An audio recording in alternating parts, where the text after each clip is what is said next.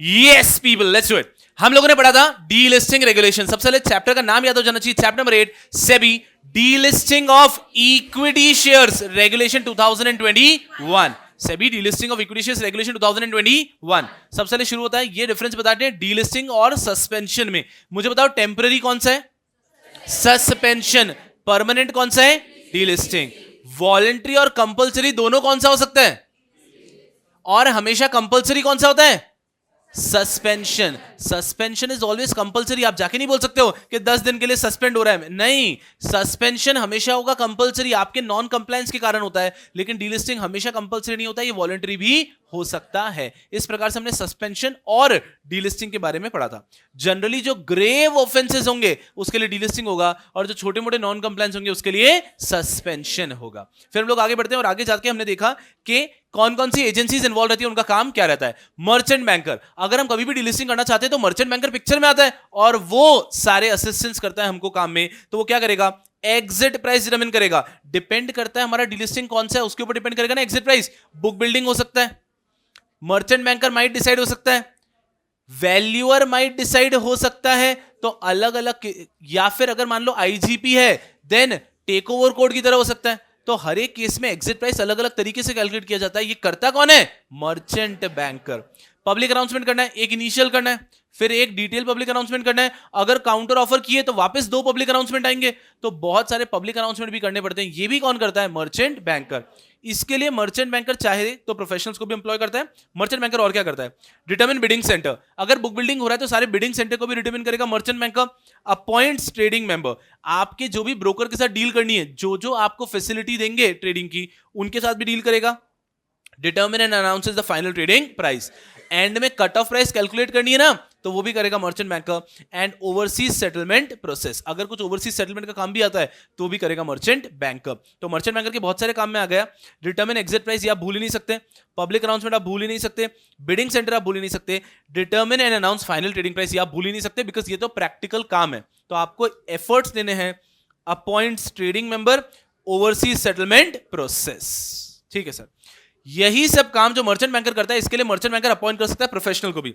अगर प्रोफेशनल को अपॉइंट करता है तो प्रोफेशनल क्या क्या करेगा? इंटीमेट स्टॉक एक्सचेंज, ये हमने पढ़ा है ना, बोर्ड मीटिंग हुई, इंटीमेट करो स्टॉक एक्सचेंज को, प्रोफेशनल करेगा ये काम। गेट स्पेशल रेजोल्यूशन, हमने पढ़ा है हर जगह पे बोर्ड रेजोल्यूशन, स्पेशल रेजोल्यूशन आपको लेना है, ये करेगा आपका प्रोफेशनल। डिटरमिन एग्जिट प्राइस, ये करेगा आपका प्रोफेशनल। फाइनलाइजेस शेड्यूल ऑफ डीलिस्टिंग, कि डीलिस्टिंग का शेड्यूल क्या है, कब क्या होने वाला है, एग्जैक्टली टाइमलाइन डिटरमिन करेगा आपका professional. Overseas book building process, अगर मान लीजिए कोई भी बुक बिल्डिंग का प्रोसेस आपका ओवरसीज भी हो रहा है, सर ये कैसे हो सकता है? अगर आपके एक्चुअल शेयर होल्डर्स इंडिया के बाहर है तो बुक बिल्डिंग के सेंटर वहां पे भी चाहिए आपको। यहां पे मैं डिपॉजिटरी रिसीट की बात नहीं कर रहा हूं। Depository receipt holders are not your share holders, उनकी बात नहीं हो रही है। बट अगर आपके एक्चुअल शेयर होल्डर इंडिया के बाहर बैठे हैं तो आपको ओवरसीज बुक बिल्डिंग भी करनी पड़ेगी। एस्क्रो अकाउंट ओपन होगा, प्रमोटर को पैसा जमा कराना पड़ता है, 25%, 100% जो भी पैसा जमा कराना है। प्रिपेयर फॉर पब्लिक अनाउंसमेंट, ये जो पब्लिक अनाउंसमेंट मर्चेंट बैंकर देता है उसको प्रिपेयर प्रोफेशनल करेगा। Determine and announce the final trading prices, overseas settlement process. Points इतने ओवरलैपिंग है कि बहुत कंफर्टेबली याद किए जा सकते हैं। मोरलेस जो काम प्रोफेशनल का है वही मर्चेंट बैंकर का है। मर्चेंट बैंकर सारा काम खुद ना करके और प्रोफेशनल्स को भी अपॉइंट कर लेता है, जैसे कि determination of exit price, public announcement, ये काम तो मर्चेंट बैंकर के, पर मर्चेंट बैंकर इसके लिए प्रोफेशनल को अपॉइंट करता है कि तुम दो पब्लिक अनाउंसमेंट, तुम दो डिटरमिन करो एग्जिट प्राइस, तुम बिडिंग सेंटर डिटरमिन करो, तुम ओवरसीज सेटलमेंट संभालो, और इस तरह से सारा काम किया जाता है। मर्चेंट बैंकर अगर ये कोशिश करेगा कि हर काम वो खुद ही करे तो इम्पॉसिबल है। तो मर्चेंट बैंकर करता ये कि वो करवा के लेता है। हमारी जिम्मेदारी ये है कि हम मर्चेंट बैंकर को अपॉइंट कर दें, उसके बाद मर्चेंट बैंकर आगे एक एक व्यक्ति से काम करवाता रहेगा। इसके बाद में नेक्स्ट टॉपिक आता है, हम पेज को फ्लिप किए बिना बात करते हैं, circumstances where delisting is not permissible या फिर कंडीशंस फॉर डीलिस्टिंग। पहला पॉइंट, बायबैक। बायबैक हो तो कितने टाइम तक डीलिस्टिंग नहीं हो सकती है? 6 मंथ्स। नेक्स्ट, प्रेफरेंशियल लॉट में हुआ तो 6 मंथ्स, लिस्टिंग से 3 इयर्स, और अगर कन्वर्टेबल इंस्ट्रूमेंट आउटस्टैंडिंग है तो भी आपकी डीलिस्टिंग नहीं हो सकती। ये 4 पॉइंट इजी वाले हो गए। अब आते हैं 3 पॉइंट अलग वाले। अक्वायरर कभी भी डीलिस्टिंग के टाइम पे कंपनी के फंड्स का इस्तेमाल नहीं कर सकता। अगर अक्वायरर ने शेयर्स बेचे हैं कंपनी के इन प्रीसीडिंग 6 मंथ्स तो अक्वायरर डीलिस्टिंग नहीं कर सकता। और यहां पे एक्चुअली वर्ड क्या है, कीवर्ड लास्ट पॉइंट का, फ्रॉड, लेकिन उसको लिखना ऐसे दैट अक्वायरर डायरेक्टली और indirectly has not employed any device, scheme, artifice for defrauding the shareholders. Next, he is not engaged into transaction or practice to do any fraudulent activity for fraud with shareholders. Or last, other engage any act or practice which is fraudulent, manipulative, deceptive. ऐसा कुछ भी नहीं किया है. बहुत easy. इसके बाद में शुरू हो जाता है हमारा, आप सुनो सुनो नोट्स में देखना है, पूरा दिमाग में ऐसे बात करते हैं हम लोग. इसके बाद में शुरू हो जाता है हमारा चार्ट. चार्ट का ओवरव्यू दिमाग में सबके क्लियर होना चाहिए. डीलिस्टिंग. डीलिस्टिंग दो टाइप की हो सकती है, वॉलंटरी एंड कंपल्सरी. वॉलंटरी में फर्दर 3 टाइप हो सकते हैं. पहला, voluntary delisting from all recognized stock exchange having nationwide trading terminal. Voluntary delisting from some stock exchange but the share continue to be listed at least having nationwide trading terminal. And third is the case of small company. चलो बात निकली तो शुरू करते हैं. Small company, चलो पहले वो भी छोड़ो, पहले हाँ स्मॉल कंपनी. स्मॉल कंपनी क्या होती है? एक ऐसी कंपनी इसका paid up capital is up to,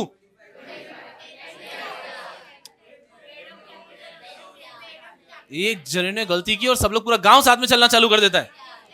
The paid up capital has to be up to 10 CR. Net worth up to 25 CR. The shares should be infrequently traded for last 1 year.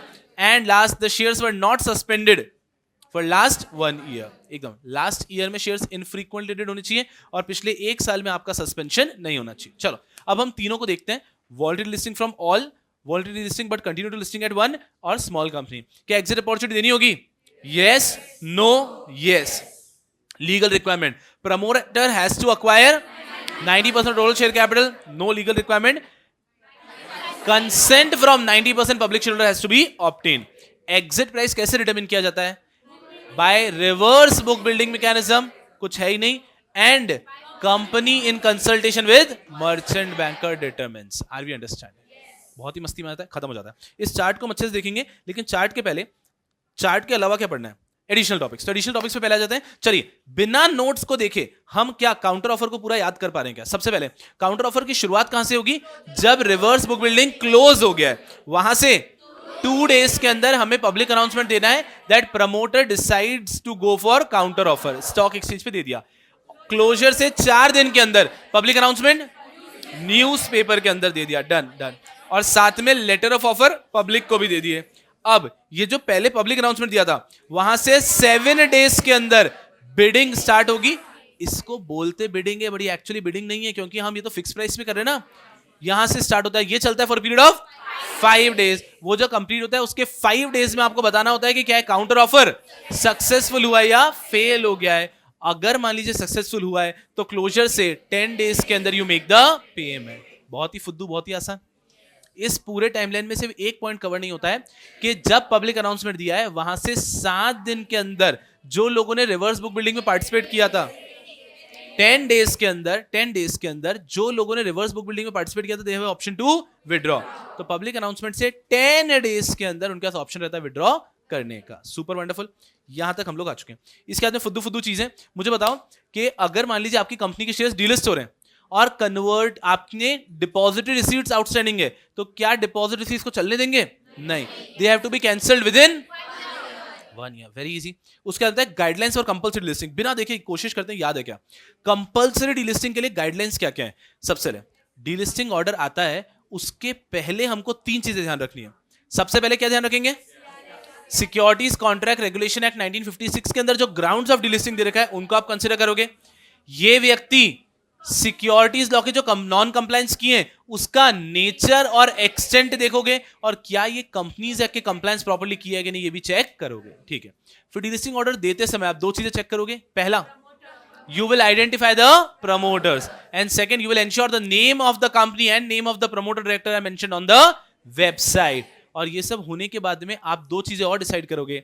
If you think that additional prosecution होना चाहिए company के against, तो you will file for prosecution, and if you think कि company बंद हो जानी चाहिए, you will file for winding up. These are additional guidances. चलो छोड़ते हैं. आईजीपी का भी एक पॉइंट था, इनोवेटर्स ग्रोथ प्लेटफॉर्म. अगर वो डीलिस्टिंग करते हैं तो कैसा होता है? पहला, बोर्ड रेजोल्यूशन. दूसरा, special resolution. Hold on. Special resolution में एडिशनल कंडीशन यहां पर यह आती है that votes by public shareholder in favour should be more than votes passed by public shareholder against. हम जब मेन पॉइंट पढ़ेंगे वहां पे ट्वाइस आता है यहाँ पे। चलो तो बोर्ड रेजोल्यूशन हो गया, स्पेशल रेजोल्यूशन हो गया। उसके बाद में आपको चलो मुझे बता दो कि एग्जिट प्राइस कैसे डिटरमिन की जाएगी आईजीबी पे? As per regulation 8 of takeover code, लिख के छोड़ देना, बहुत बढ़िया। उसके बाद में नेक्स्ट आता है कि प्रमोटर को कितने शेयर एक्वायर करने पड़ेंगे?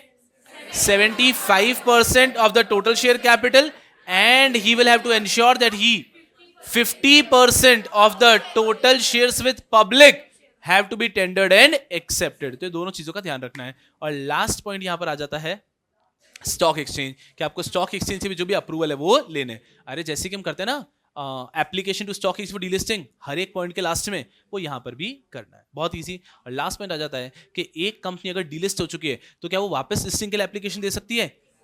They cannot give application for 3 years in case of voluntary delisting and 10 years in case of compulsory delisting, except for first, अगर वो delist हुए हैं under IBC तो दे सकते हैं, अगर वो small company तो वो दे सकते हैं, और अगर वो IGP थे और delist हुए तो वो दे सकते हैं। Are we good here? खत्म ही हो गया ना सब कुछ। अब मेन चीज आती है, that is the entire chart। अगर पूरा चार्ट अच्छे से आता है then you are super sorted, आपको बिल्कुल परेशानी की बात नहीं है। चलो पहले ये तो सबको याद है ना, रेड वाला एग्जिट रिपोर्ट देनी है नहीं देनी है, वो याद होगा तो ही चार्ट याद रखना इजी होता है, पहले वो चीज कंठस्थ होनी चाहिए। अब आ जाते हैं सबसे पहले वाले प्रोसीजर के अंदर, एकदम आराम से।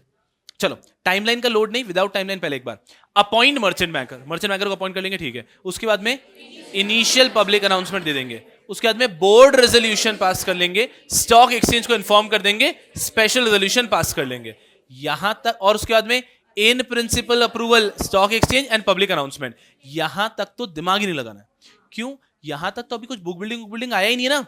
ये नॉर्मल है कि हमने सबसे पहले हमारे मर्चेंट बैंकर को अपॉइंट कर दिया, ठीक है, board resolution, initial public announcement, उसके भी पहले हमने मर्चेंट बैंकर को अपॉइंट कर लिया, इनिशियल पब्लिक अनाउंसमेंट दे दिया। इनिशियल पब्लिक अनाउंसमेंट देंगे मतलब बाद में एक और पब्लिक अनाउंसमेंट दे रहे हैं, बोर्ड रेजोल्यूशन, स्पेशल रेजोल्यूशन करना है, उसके बीच में हमने इन्फॉर्म कर दिया स्टॉक एक्सचेंज को भी, और हमें स्टॉक एक्सचेंज से भी तो अप्रूवल लेना है, तो स्टॉक एक्सचेंज से इन प्रिंसिपल अप्रूवल ले लिया।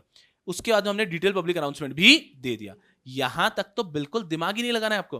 प्रैक्टिकली आपने क्या किया है, अपने डायरेक्टर से अप्रूवल लिया, शेयर होल्डर से अप्रूवल लिया है, स्टॉक एक्सचेंज से अप्रूवल लिया है, और पब्लिक को इन्फॉर्म किया।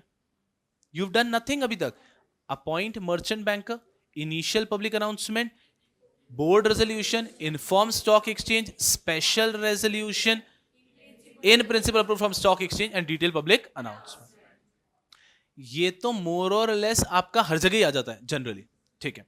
इसके बाद में बुक बिल्डिंग करनी थी, तो अब हमारा प्रोसेस आता है letter of offer. Letter of offer दे दिया हमने सबको, लेटर ऑफ ऑफर दे दिया, ठीक है, सब लोग पार्टिसिपेट कर सकते हैं। उसके बाद में एस्क्रो में प्रमोटर को पैसा जमा कराना है, कितना? 25% within 7 days from special resolution and balance prior to detail public announcement. फिर बिडिंग पीरियड स्टार्ट हो जाएगा which will be there for 5 days। उसके बाद में डिटर्मिनेशन ऑफ ऑफर प्राइस। अब कट ऑफ प्राइस डिटर्मिन होगी जिसके अंदर हम नॉर्मल प्रोसीजर लगाएंगे बुक बिल्डिंग का। चलो रिवर्स बुक बिल्डिंग हो रही है, तो जब लोगों ने बिड कर दिया, हम लोएस्ट बिड को पहले लेंगे, हाईएस्ट बिड को? लोएस्ट बिड को। अब ये खून में आ जाना चाहिए, इसमें कुछ लगना नहीं चाहिए, हम दिमाग भी लगा रहे हैं, क्योंकि जब लोगों के बिड्स आ रहे हैं and we have to select और हम बाय कर रहे हैं, तो हम लोएस्ट से ही जाएंगे ना, बहुत इजी। अब यहां से जो कट ऑफ आया प्रमोटर को, अगर वो एक्सेप्टेबल है तो थम्स अप, नहीं है तो you can go for counter offer. Okay, हम अभी मान लेते हैं एक्सेप्टेबल है। अगर एक्सेप्टेबल है तो फिर promoter will have to acquire 90% shares. Acquire कर लिए, पेमेंट कर दो, and then you make an application for final delisting. इसके बाद में एक छोटी सी चीज थी, right of other share holder. अगले 1 साल तक अगर अदर शेयर होल्डर्स भी चाहते हैं तो प्रमोटर को शेयर्स बेच सकते हैं at the cut off price.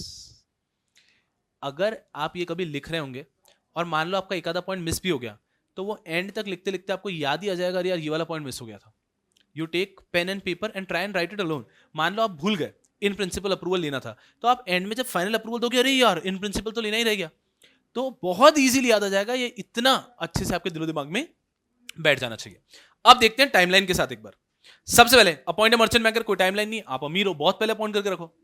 आपको नहीं जम रहा है तो आप थोड़े बहुत अप्रूवल खुद ले लो, बोर्ड रेजोल्यूशन, स्पेशल रेजोल्यूशन ले लो, फिर अपॉइंट करो। तो आपके ऊपर डिपेंड करता है how much scope of work आप मर्चेंट बैंकर को देना चाह रहे हो। हम इजी रखते हैं, सबसे पहले मर्चेंट बैंकर को अपॉइंट करते हैं। मर्चेंट बैंकर अपॉइंट कर दिया, इनिशियल पब्लिक अनाउंसमेंट दे दिया। इनिशियल पब्लिक अनाउंसमेंट देते हैं same day to stock exchange and within 1 day to company. Easy. Board resolution 21 days from initial public announcement. Special resolution 45 days from board resolution. ये बहुत slow चल रहा है। Initial public announcement 21 दिन में board resolution, 45 days में special resolution. अब जैसे ही आपने स्पेशल रेजोल्यूशन लिया उसके 15 दिन के अंदर इन प्रिंसिपल अप्रूवल लेना होता है। इन प्रिंसिपल अप्रूवल के लिए लिखा है within 15 days of special resolution और any other statutory approval whichever is later, कि अगर आपके ऊपर स्पेशल रेजोल्यूशन के अलावा कोई और स्टैट अप्रूवल है तो वो भी ले लो।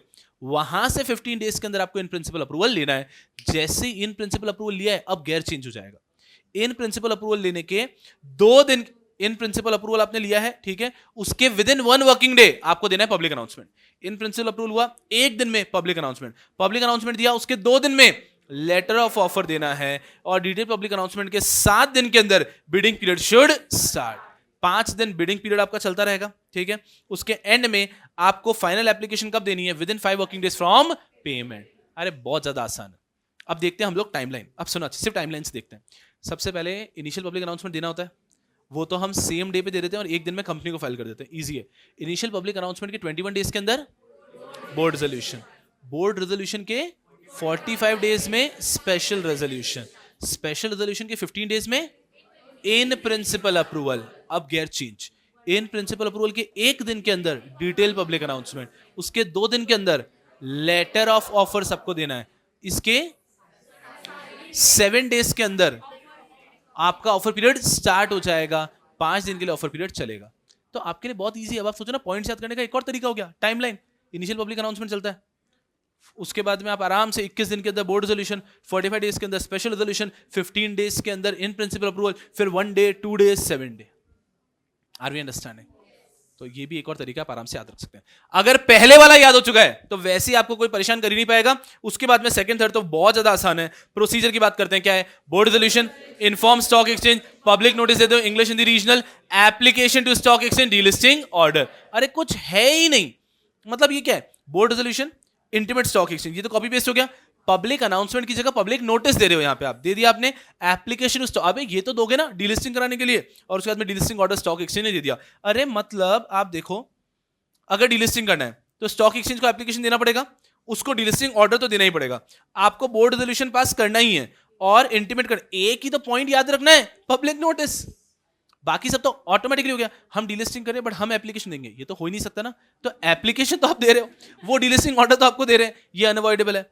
Board resolution, inform stock exchange, ये हर जगह आ रहा है, तो एक ही पॉइंट याद रखना है, इंटीमेट स्टॉक एक्सचेंज। ठीक है सर। पब्लिक नोटिस, एक ही पॉइंट याद रखना रहेगा, पब्लिक नोटिस, ये हो गया। अब लास्ट में एक पॉइंट है, fact of delisting to be disclose in the annual report. आपको एनुअल रिपोर्ट जो आएगी आपकी ईयर एंड पे, आपको डीलिस्टिंग का फैक्ट बताना है कि हमारे कंपनी के शेयर्स यहां लिस्टेड थे, हमने से उनमें से 1 से या 2 से डीलिस्टिंग करवा दिया है, बट फिर भी we continue to be listed on NSE और बीएसई। फिर आता है हमारा लास्ट वाला, स्मॉल कंपनी की डेफिनेशन तो हम सबको याद हो ही चुकी है। Paid up capital up to 10 crore, net worth up to 25 crore, infrequently traded for last 1 year and in last year and not suspended for 1 year. बहुत इजी। अब आता है प्रोसीजर। अब जब प्रोसीजर की बात करते हैं तो सब कुछ सेम है, सिर्फ 3 पॉइंट याद रखने होते हैं। जैसे कि मर्चेंट बैंकर को अपॉइंट किया, बोर्ड रेजोल्यूशन किया, स्पेशल रेजोल्यूशन, वहां पे सेम, जो वहां पे एक्स्ट्रा कंडीशन है वही यहां पे भी, पहला पोस्टल बैलेट से लो या फिर ई वोटिंग। उसके बाद में आ जाता है आपका एक गुंडो, ये सबको पता है ना, जब भी लिखा जाता है पोस्टल बैलेट तो आपके पास चॉइस है कि आप पोस्टल बैलेट या ई वोटिंग से ले सकते हो। ऐसा नहीं है कि आईजीपी में लिखा है यहां पे नहीं लिखा है, जहां पे भी पोस्टल बैलेट लिखा है वहां पे आपके पास एक ऑप्शन है, या तो आप पोस्टल बैलेट से लो या फिर ई वोटिंग। अरे पोस्टल बैलेट का अगर मैं समझाऊंगा तो आप हंसोगे। पोस्टल बैलेट का मतलब पता है क्या है? एक लेटर बनेगा, उस लेटर पे हम लिखेंगे कि हमारा एक रेजोल्यूशन हो रहा है, आप फेवर में वोट करना चाहते हुए अगेंस्ट, ये लेटर मैं आपके घर पे पोस्ट करूंगा। आप घर पे उस लेटर को ओपन करेंगे, सारे शेयर होल्डर बोलेंगे यार हम तो फेवर में वोट करना चाहते हैं, वो टिक करेंगे, फिर उसको वापस बंद करेंगे, फिर वो अपने घर के आसपास एक लाल डिब्बा ढूंढेंगे, पोस्ट ऑफिस का होता है ना, उसमें जाके डाल देंगे ये, फिर वो कंपनी के पास आएगा, फिर कंपनी उसको ओपन करेगा, कंपनी बोलेगा अरे ये तो शुभम सुक्लेचा के पास जो 15 शेयर है उस पे उसने फेवर में वोट किया है, और वो रिकॉर्ड करेगा मेरा वोट। कौन करता है ऐसा? कबूतर से भेज दो फिर आप। It is just कि postal ballot in today's world is practically impossible. It has been replaced with the concept of e-voting. तो पहले उन्होंने क्या किया, पोस्टल बैलेट में ईमेल का ऑप्शन लाया, बट फिर अब जब ई वोटिंग आ चुका है तो ई वोटिंग से करेंगे ना। E voting is mandatory for every company जिनके 1000 से ज्यादा शेयर होल्डर है। अब 1000 तो हर किसी के होते हैं ना, तो आज की तारीख में e voting is practically replace postal ballot, but for academic purpose exam के हिसाब से आप हर जगह पे लिख सकते हो that this resolution has to be passed by postal ballot और ई वोटिंग। सिंपल। तो यहां पे वही है। दूसरा कंडीशन आता है कि स्पेशल रेजोल्यूशन तो पास करना ही है। स्पेशल रेजोल्यूशन का मतलब होता है vote casted in favour should be 3 times as compare to vote casted against. ये तो नॉर्मल स्पेशल रेजोल्यूशन हुआ। यहां पे एडिशनल कंडीशन आपको ध्यान रखना है that vote casted by public share holder should be at least 2 times as compare to vote casted against it. Are we understanding? ठीक है, ये दो इजी है। उसके बाद में आ गया determination of exit price. Sir ये पहले कैसे आया? अरे यहां पे कंपनी डिटर्मिन करती है ना, तो ये पॉइंट यहां पे थोड़ा सा पहले आ जाता है, डिटर्मिनेशन ऑफ एग्जिट प्राइस। उसके बाद में same point, application for in principle approval, in principle approval from stock exchange, public notice दे दो, इंग्लिश हिंदी रीजनल, इजी। अब अलग आता है letter to public share holder. ये पॉइंट ध्यान रखना है that you have to give a letter to public share holder. उसमें 3 चीजें होगी। पहला, इंटेंशन ऑफ डीलिस्टिंग, कि हम कंपनी के शेयर्स को डीलिस्ट कराना चाहते हैं। एग्जिट प्राइस, कि हम इतना एग्जिट प्राइस आपको ऑफर कर रहे हैं विद उसका पूरा justification. And third, we are looking for your consent for the delisting, that we are seeking their consent, we need consent of 90%। और third point, consent of 90% of share holders to be obtained. ये 3 point ध्यान रख ले। फिर वापस regular point आ जाएगा आपका that payment कर दो, final application to stock exchange and delisting order. अब अगर इस चार्ट को देखते हो आप, सिंपल देखो, appoint of merchant banker, board resolution, special resolution. Sir हम इसके बीच में लिखना चाहते हैं इंटीमेट स्टॉक एक्सचेंज, लिख दो, कोई प्रॉब्लम नहीं है। अपॉइंट मर्चेंट बैंकर लिख दो, बोर्ड रेजोल्यूशन लिख दो, इंटीमेट स्टॉक एक्सचेंज लिख दो, स्पेशल रेजोल्यूशन लिख दो। यहां तक तो बिना दिमाग लगाए लिख दोगे ना आप। उसके बाद में sir in principle approval to stock exchange लिख दो। बस उसके पहले आपको डिटरमिन करना पड़ेगा एग्जिट प्राइस, क्योंकि ये इसका की फीचर है। यहां पर कंपनी और मर्चेंट बैंकर मिलके एग्जिट प्राइस डिटरमिन करते हैं। यहां पे बुक बिल्डिंग नहीं खेला जाता है। तो ये फीचर ध्यान रख के ऊपर लिखना है। इन प्रिंसिपल अप्रूवल ले लिया, पब्लिक नोटिस दे दिया। उसके बाद में now you don't have to acquire shares, but you have to give a letter. Letter of offer नहीं दे रहे हम, बट एक लेटर दे रहे हैं सब शेयर होल्डर्स को कि हे शेयर होल्डर, हमें आपका कंसेंट चाहिए, we are even ready to buy your shares, but वो तो हम बाय कर लेंगे, पहले हमें आपका कंसेंट चाहिए। तो letter to all the share holders that we are intending to go for delisting and we are even giving you an exit opportunity. समझना अच्छे से, एक गलतफहमी नहीं होनी चाहिए। स्मॉल कंपनी के केस में भी आप एग्जिट अपॉर्चुनिटी दे रहे हो, बस वहां पे 90% लोगों का शेयर खरीदना मैंडेटरी नहीं है। जितने लोग बेचने के लिए आए उन सबका शेयर आप खरीदोगे, ठीक है। लेटर देना जरूरी है, उसमें 3 चीजें, और वो लेटर दे दिया। उसके बाद में आपको 90% लोगों का कंसेंट मिलना चाहिए। ये जो 90% का कंसेंट है मिल जाना चाहिए within 75 days from letter to share holder. क्योंकि कंसेंट लेना इजी नहीं होगा ना, तो इसके लिए 75 डेज दिए हैं कि आप जनरल मीटिंग करो, हर एक के घर जाओ, आपको जो करना है करो, लेकिन आप 75% का 75 डेज के अंदर 90% का कंसेंट लेकर आओ। फिर आप पेमेंट करोगे कब? ये जब कंप्लीशन ऑफ 75 डेज हुए उसके 15 डेज के अंदर you have to make the payment. ये इतना सा टाइमलाइन है यहाँ पे टाइमलाइन का भी लोड नहीं है। और ये हो जाता है हमारा थर्ड वाला फेज कंप्लीट। मोस्टली अगर एक व्यक्ति ने बहुत एफर्ट लेके फर्स्ट प्रोसेस याद कर लिया है तो उसको सेकंड और थर्ड बहुत इजी लगने लग जाते हैं। थर्ड के अंदर 3 पिक्यूलियर पॉइंट है जो याद रहने चाहिए कि एग्जिट प्राइस डिटरमिन करनी है हमें शुरुआत में ही, हमें लेटर देना है और consent of 90% to be obtain. बाकी तो इजी पॉइंट्स है। और इसके बाद में the last part of this chapter is compulsory delisting. चलो पहले देखते हैं बिना देखे कि इसके अंदर सबसे पहला पॉइंट है कॉन्स्टिट्यूशन ऑफ पैनल। पैनल में कौन होता है? 2 directors of stock exchange, one of whom should be a public representative, 1 representative from investor association, one representative from MCA or ROC, and executive director और सेक्रेटरी ऑफ स्टॉक एक्सचेंज। ये panel बन गया, ठीक है। कॉन्स्टिट्यूशन ऑफ पैनल, उसके अंदर you to give a public notice inviting representation. Thereafter जो भी लोग चाहेंगे वो रिप्रेजेंटेशन दे देंगे।